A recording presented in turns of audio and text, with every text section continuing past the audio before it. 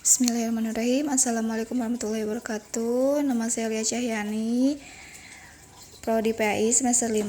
Saya akan memenuhi tugas UTS tentang pengembangan sistem evaluasi PAI yang dimana saya akan menerangkan tentang sistem pembelajaran yang efektif. Dalam sistem pembelajaran yang efektif, yaitu memaksimalkan pencapaian tujuan pembelajaran. Tujuan pembelajaran membantu guru untuk memastikan bahwa tujuan pembelajaran tercapai dengan baik oleh siswa. Yang kedua, membantu dalam memperbaiki hakikat pembelajaran.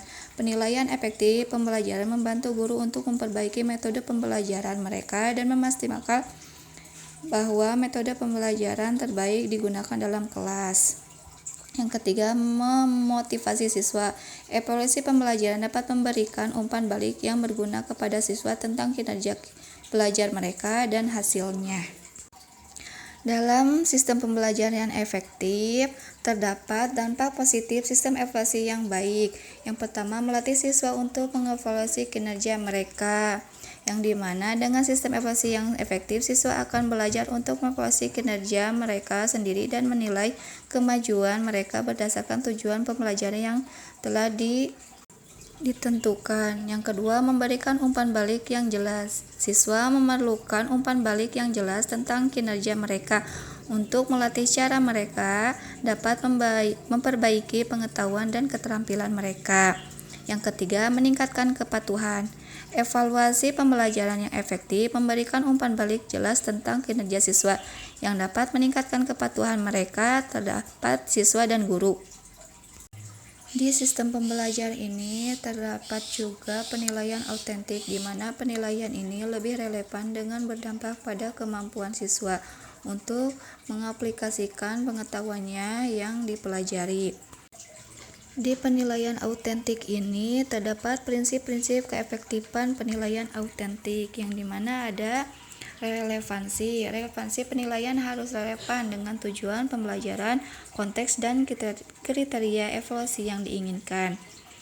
Terus ada juga validitas. Penilaian harus menyediakan informasi yang valid dan terpercaya tentang kinerja siswa. Ada juga otentisitas. Penilaian harus mencerminkan konteks nyata dari kegiatan atau pengalaman yang dinilai. Jadi, evaluasi pembelajaran adalah proses yang harus-menerus di mana hasil-hasil belajar dari para siswa dinilai dan dianalisis untuk meningkatkan kualitas proses belajar mengajar di kelas. Di evaluasi pembelajaran juga terdapat peran dan tanggung jawab seorang pendidik dalam merencanakan atau melaksanakan dan mengeksekusi evaluasi pembelajaran. Yang pertama, merencanakan evaluasi pembelajaran. Seorang pendidik harus merencanakan evaluasi pembelajaran sebelum memulai proses pembelajaran. Yang kedua, melaksanakan evaluasi pembelajaran. Setelah merencanakan evaluasi pembelajaran, langkah selanjutnya adalah melaksanakan evaluasi pembelajaran. Dalam proses ini, pendidik akan membuat pertanyaan dan menjawab pertanyaan-pertanyaan tersebut dalam bentuk instrumen evaluasi. Yang ketiga, menginterpretasikan hasil evaluasi pembelajaran. Tanggung jawab selanjutnya dari seorang pendidik adalah menafsirkan hasil evaluasi pembelajaran.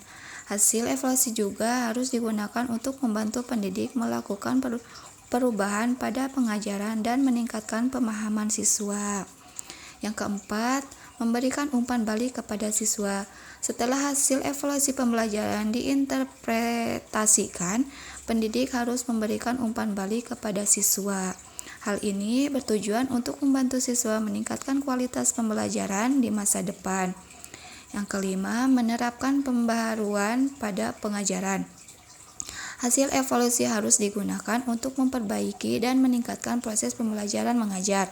Setelah data evaluasi diinterpretasikan, pendidik harus menerapkan perubahan pada pengajaran, mengembangkan rencana pembelajaran yang baru, dan memastikan bahwa rencana tersebut terintegrasi dengan baik ke dalam program pembelajaran. Yang keenam, memastikan standar evaluasi terpenuhi. Seorang pendidik juga harus memastikan bahwa semua standar evaluasi terpenuhi. Hal ini melibatkan memastikan bahwa instrumen evaluasi dirancang dengan baik dan valid, dan bahwa prosedur evaluasi dilakukan dengan benar dan berdasarkan standar yang telah ditetapkan.